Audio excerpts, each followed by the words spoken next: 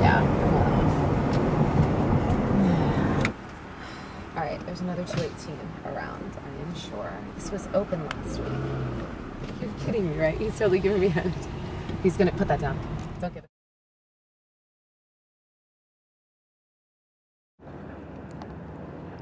Kayaking the Hudson.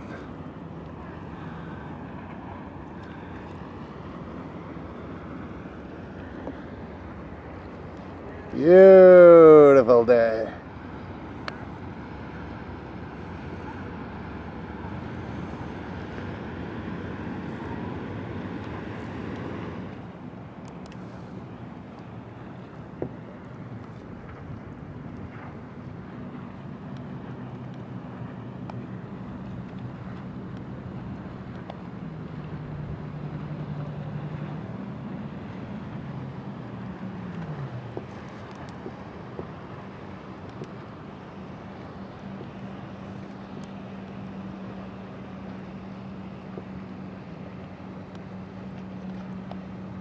First started coming here, I would just clean trails. That's all I did for the first 2 years. Right on.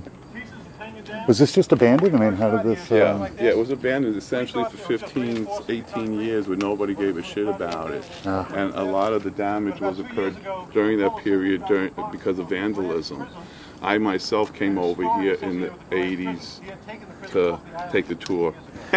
So he just had a huge stockpile of old guns and... But He has the sundial, I think. I just set it on fire. What was he taking, overages from the government and then selling them, or what was it? No, he would buy, the government would sell surplus at cheap. Okay. You know, what you would buy a barrel, whatever was in it for, you know, $5. Okay. And it could have been guns, it could have, whatever with helmets, it could have been tin cans, could have been canteens, it could have been K-rations, it could have been anything. But then he would put it in his catalog and sell it through the catalog as, you know, people would come back, like for instance the Civil War, World War I, and they would want a sample of the guns that they had, and they would buy, you know, the guns to them, or one of the towns would want a cannon for the town square, or a Gatling gun for the, and that would more than likely have been bought through him. Was he, so that's how he got to start, really, the Civil War, the surplus from the Civil War? Is that how he made his money? Yes. After the Civil War, when his father came back, and they acquired a lot of the surplus from the South, and it went out on bid. That's when he started really, the catalog business started really taking off. Okay. Because initially he would buy stuff and sell it for scrap value. Right. But he found out that it had a lot more value selling it through catalogs to people who were interested. Oh man, to get some old Confederate swords now. Yeah. Did you guys end up going to eat last week? You know, we went over to the town, but, was it Rob? No? That, Cold Spring? Paul, yeah, they went Paul. He said, no, not Cold Spring. You there? Oh, were you over to the waterfront? Yeah. How was it?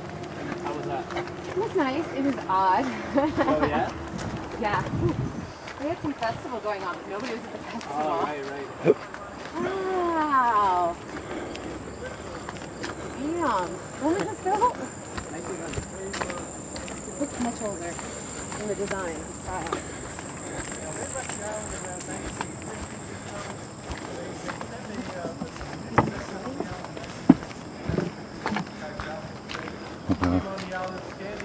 Then they invited the Smithsonian Institute to come out here and take anything that they wanted.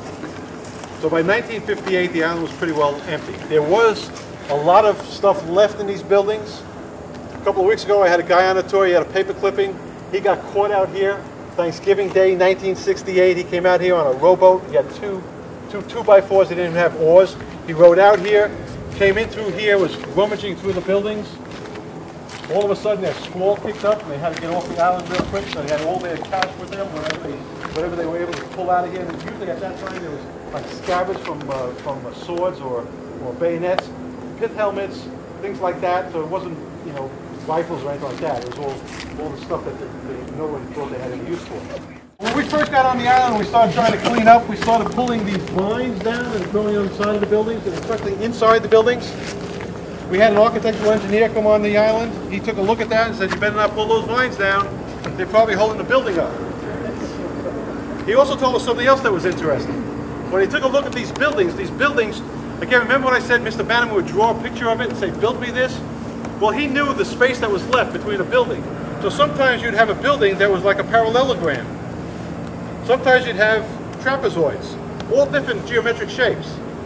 So the architect told us that what was happening is that these buildings are leaning against each other, and that's what's holding them up.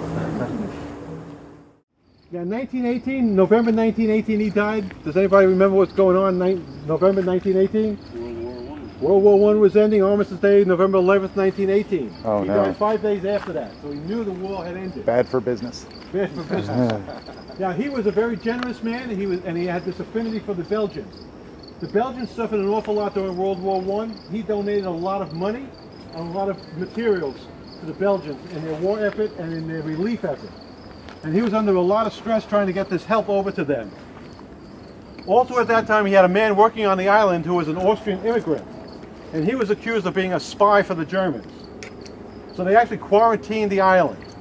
So Mr. Bannerman was going through a quarantine, the stress of the Belgian relief, gets hit with a gallbladder attack, and dies. In I think it was 55, and the one son, David, and a supervisor, Jim Horgan, took over the business, and they were going to try and restore the island. Dredge the water around the island and restore the island. They never got around to that. And by 1 o'clock in the afternoon to about 7 o'clock at night, that area had sun. Mrs. Bannerman also had an organ in there that she would play. So 1920, when the powerhouse explodes, she's one of the ones that is injured slightly. She was sitting here at that time on a hammock. She had just gotten up to go inside to get a drink of water, cold drink, when the powerhouse blew. After everything calmed down, they came back, they found a big piece of debris sitting right here. So had she stayed here, she probably would have been more seriously injured. But again, 3 people injured, only minor injuries. Mrs. Bannerman herself, her sister, and one of the workers. Any questions about the residence? Yeah, can we camp here? Go! Ooh! Ooh! Historic photos. So they didn't really care for the buildings at all. So 1993, this fellow Neil Kaplan, living in Brooklyn, New York, reads about this island and about the buildings on it, and says, you know, this would be something we really want to preserve. So he starts the Castle Trust. And about 5 or 6 years ago, we started the tours on it to raise money. We now have a matching grant, $350,000 matching grant. I think we have about 80,000 short or something like that. So we're trying to match that grant so we can get some of this stuff repaired, restored.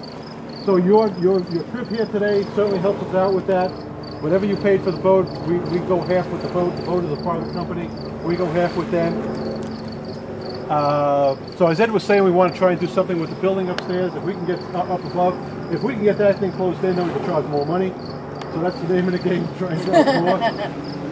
So with that, breakfast thing, or yeah, there you go. My suggestion is a wedding. Oh hell yeah! Boy, that'd be great. It's a pretty cool bag. You're lucky we're incredibly honest. Nice. He's just a documentarian, in case you can't tell. Ooh, oh, that's pretty cool. Boy, the water level was way lower back then, huh? How long have you been working here, man? Month. Not that long. How do you like it? Yeah. Are you learning things? Learned a lot. What's the weirdest thing about this place? We found a raccoon that floated around and disappeared. The magical raccoon. Yes. It's weird. Any ghost hauntings? Have you been out here at night? No, but we've had a lot of reports of that, and we had like some Ghostbusters or something come out.